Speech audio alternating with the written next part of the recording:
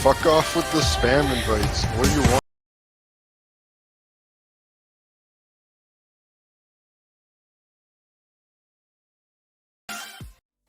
Hello everybody, how are you all doing? Hope you're having a great day today. Some time ago, I received a request to look into the assault rifles and I thought, alright, why not?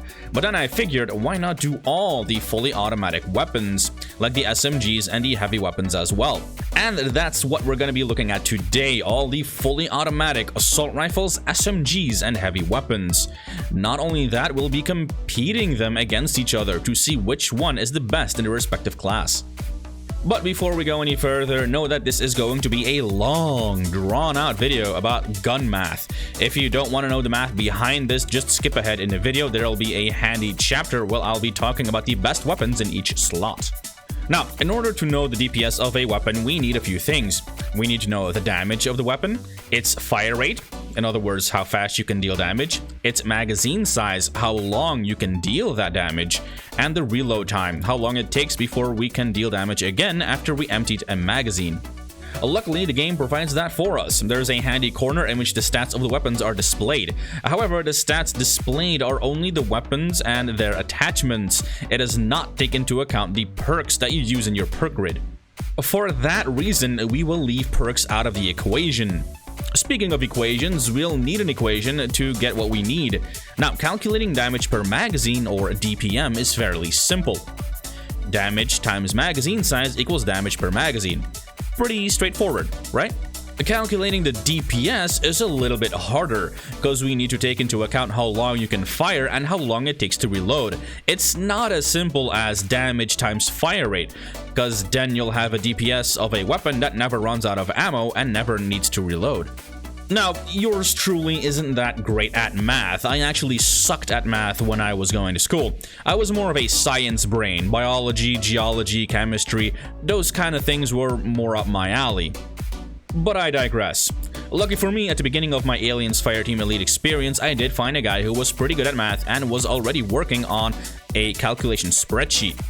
Now, this guy doesn't want to be known, he'd rather be left alone. However, he did give me his equations. This helped me calculate all the automatic weapons, save for the automatic shotguns, since they behave differently. According to this person, to calculate the DPS of a weapon, you have to do the following. You guys ready? Open brackets, magazine size times damage, close brackets, divided by open double brackets, magazine size divided by fire rate, and first brackets plus reload time and second brackets equals damage per second. Whew. Wow. Now that we have our equations, we can easily calculate the damage of a weapon and start categorizing them according to DPM or DPS. These calculations are also easy to alter and take into account different attachments because, again, we have this handy corner right here. Let's take a look at the weapons now, starting with the rifles. The halberd has 113 damage, 12.9 fire rate, 2 seconds of reload time, and 50 magazine capacity. The Pulse rifle has 135 damage, 10.5 fire rate, a 2-second reload time, and 60 magazine capacity. The Kramer has 207 damage, 6.7 fire rate, 1.8 second reload time, and 40 magazine capacity. The Heavy Assault has 171 damage, 8.4 fire rate, 2.1 second reload time, and 45 magazine capacity. And the Plasma Rifle has 101 damage, 14.5 fire rate, 2.09 second reload time, and 80 magazine capacity. If we run that through our equations, we get a DPM of 5,650 and a DPS of 961.5 for the halberd. A DPM of 8,100 and a DPS of 1,050 for the Pulse Rifle. A DPM of 8,280 and a DPS of 1,065.6 for the Kramer. A DPM of 7,695 and a DPS of 1,031.9 for the Heavy Assault. And a DPM of 8,080 and a DPS of 1,062.1 for the Plasma Rifle. With this information, we can already make a preliminary ranking system. Not bad, right? Pretty much what I expected. But can we increase this? Yes, we only need to find a way to increase the damage, fire rate, reload speed, and or magazine capacity, preferably all of them. And the way to do that is by using the attachments and the perks. I already said at the beginning of the video that I'll leave perks out of the equation, so let's take a look at the attachments instead. We'll start with the magazine attachments. Trust me, it'll make more sense in the end. The first attachment that comes to mind to increase our DPS would be the Casket magazines, or the Breech mod for the plasma rifle. It increases our fire rate and, by extension, increases our DPS. So let's calculate again. Our DPM has remained the same for all weapons since Casket magazines don't increase the magazine size, but the new DPS for the halberd is 1072.5. The new DPS for the pulse rifle is 1191.2. The DPS for the Kramer is 1217.6. The new DPS for the heavy assault is 1165.9. And the new DPS for the plasma rifle is 1198.6. If we look at our rankings, again, nothing has changed. But what else can we do? Well, we can look at magazine attachments that also increase our reload time and magazine capacity. We have two attachments that do this, drum magazines and alloyed magazines. Unfortunately, the plasma rifle doesn't have something similar, so we'll leave that one out for now. Don't worry, it'll come back, I promise. But which one is better, drum magazines or alloyed magazines? Let's calculate. With drum magazines, taking everything into account and only reloading when we're empty, our new DPM and DPS becomes 6,780 DPM and 1,084.6 DPS for the halberd, 9,720 DPM and 1,149.3 DPS for the pulse rifle, 9,936 DPM and 1,154.8 DPS with the Kramer, and 9,234 DPM and 1,138.8 DPS with the heavy assault. Pretty good, right?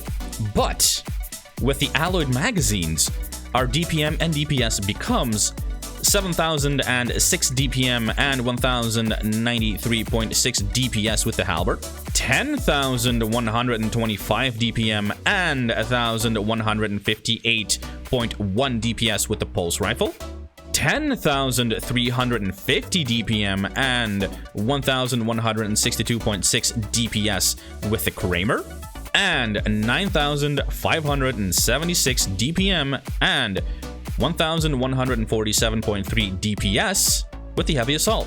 Now, comparing the drum magazines with the alloyed magazines, we can see that the alloyed magazines win by a small margin. It has a DPS increase of about 8 or more and a DPM increase of about 200 or more. Now, these don't sound like a lot, but at higher difficulties, you'll want to be able to squeeze everything you can out of your rifle.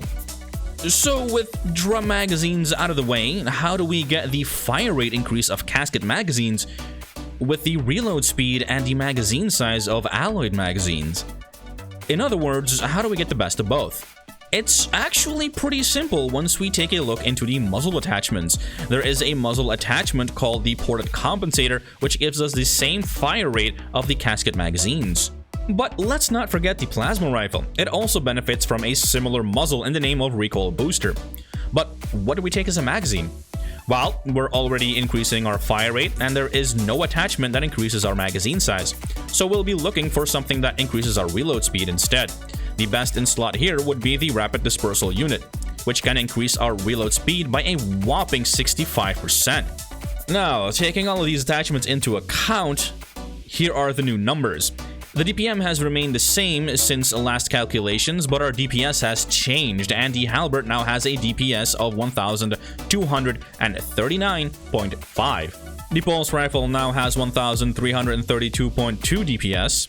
The Kramer now has 1,345.9 DPS. The heavy assault now has 1,315.4 DPS. And the plasma rifle now has 1,510 DPS. This shifts the ranking order somewhat. The plasma rifle now shines head and shoulders above the rest, and that largely because of the rapid dispersal unit. With the rapid dispersal unit, the plasma rifle only needs 0.7 seconds to reload, meaning you can get back into the fight very quickly and dish out damage like it's nobody's business. Of course, these equations show us the normal damage numbers without taking into account crit damage. I've heard so many people telling me that taking crit damage attachments are quote-unquote better because you deal more damage. Well, let's see. Let us test that out.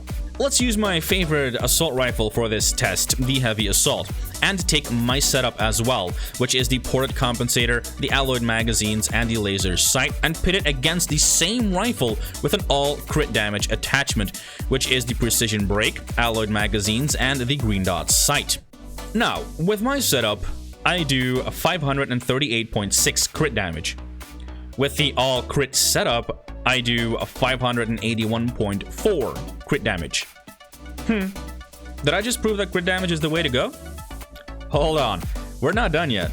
Since we're using crit damage attachments, we lose on our fire rate.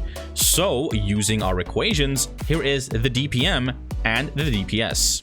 My setup does 30,161.6 DPM. The crit setup does 32,558.4 DPM. So it's safe to assume you'll do more damage per magazine with a crit damage build. However, with the crit setup, the DPS is 3,900.8. With my setup, the DPS is 4,143.1. Kinda makes you think, doesn't it? Is going all crit really worth it? Is a decrease of 2,400 DPM worth a 150 DPS increase? Now, we can keep throwing equations around, but what it comes down to is basically preference. Do you want to do more damage per magazine, or do you want to do more damage per second? Personally, I believe that damage per second is better, and you don't really need to be a math genius to understand the reasoning behind it. DPS is how fast you deal damage. The faster you deal damage, the faster things die. The lower your DPS, the slower you deal damage, and the slower things will die. It is that simple. Oh, and let's not forget I didn't add Red is Dead to the equation, which can be procced by the laser sight. So basically my DPM would be about 10% higher. But like I said at the beginning of the video, I won't be adding perks to the equation, but it's just a side note. I mean, if I did, my DPM and my DPS would have been higher than your crit setup. I mean, I'm just saying. But this does beg a question though. What would the rankings look like if we calculated the crit damage? For these calculations, I didn't take any crit attachments and used the default crit damage percentage multipliers. And here are the numbers. The halberd does 4,028.4 DPS. The pulse rifle does 3,996.7 DPS. The Kramer does 4,105 DPS. The heavy assault does 3,946.2 DPS. And the plasma rifle does 4,529.9 DPS. And we see another shift in the rankings. The halberd has jumped to 3rd place, leaping over the pulse rifle and the heavy assault. But the plasma rifle still reigns supreme, dealing 400 DPS more than our 2nd place Kramer. Again, these are the crit unmodified numbers, with the laser sight adding 15% more crit damage while proccing Red is Dead for another 10% extra damage. These numbers can go even higher, but the ranking will remain the same. The plasma rifle is statistically the best in slot assault rifle. And now that we know what to look for in terms of attachments, we can search for similar attachments for both the SMGs and the automatic heavy weapons. I'll be excluding the microburst since it's an AoE weapon. Let's look at the SMGs first, which are the M39, the Barrage Flechette, and the PPZ, unmodded. The M39 does 7,584 DPM and a DPS of 1,776. The Barrage Flechette does 5,940 DPM and a DPS of 1,522.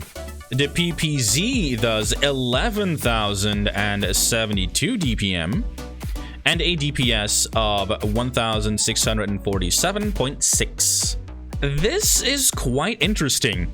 The Barrage Flechette that most people said was better than the M39 actually does lower DPM and DPS. Unmodded, the M39 does even more DPS than the PPZ. However, most people are actually right. Even though the M39 has the highest DPS and therefore is statistically the best unmodded SMG, it is held back by its abysmal accuracy. Things need to be almost right in front of you before every bullet will hit. Now, with that out of the way, what should we take as attachments? The muzzle is pretty straightforward since we're already using the same muzzle for the plasma rifle, and that is the recoil booster. However, we have two options when it comes to magazines: the extended magazine and the drop magazines. They both give us more magazine capacity, one more than the other, but one also gives us an increased reload speed. But which one is better? Well, we'll have to do another comparison for this one.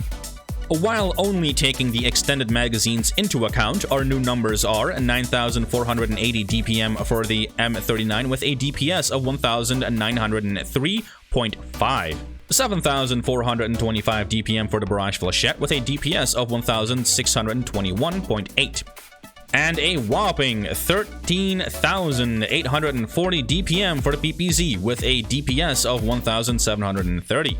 But when we look at the drop magazines, our new numbers are 9,006 DPM for the M39 with a DPS of 2,009, 7,128 DPM for the Barrage Flechette with a DPS of 1,712.1, and 13,148 DPM for the PPZ with a DPS of 1,798.6. So, for a reduction in damage per magazine, we gain an increase in DPS since we also increase our reload speed. And like I said early in the video, DPS is more important. The faster you can deal damage, the faster things die. Now that we know what to take for attachments, let's calculate the damage of both the recoil booster and the drop magazine at the same time. The DPM will, of course, have stayed the same, but our new DPS numbers are 2,274.4 DPS for the M39, 1,970.9 for the Barrage Flechette, and 2,088.1 for the PPZ. And that's not even taking into account the crit damage. If we include unmodified crit damage numbers, our new DPS becomes 6,822.7 for the M39, 5,912.7 for the Barrage Flechette, and 6,264.3 for the PPZ. And these numbers can go even higher if you take the hybrid sight with you. The rankings will remain the same, so that does mean that statistically the M39 is the best in slot SMG. However, it is hampered by its low accuracy and therefore falls short. The best in slot SMG is not statistically, but in my opinion, the PPZ. Not only does it have good damage, it also has the accuracy to back it up.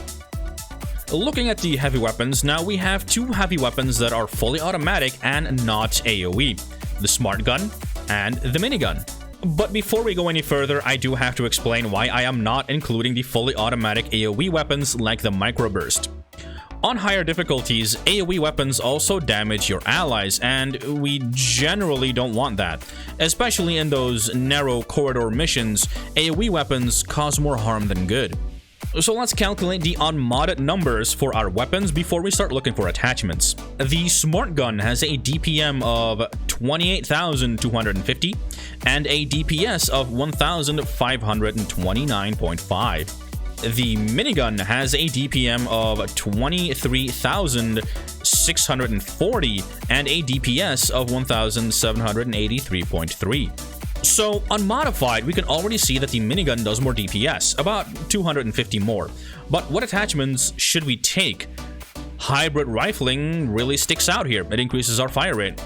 And with this increase in fire rate, our new numbers become 1,765.6 DPS for the Smart Gun, a little bit closer to the minigun.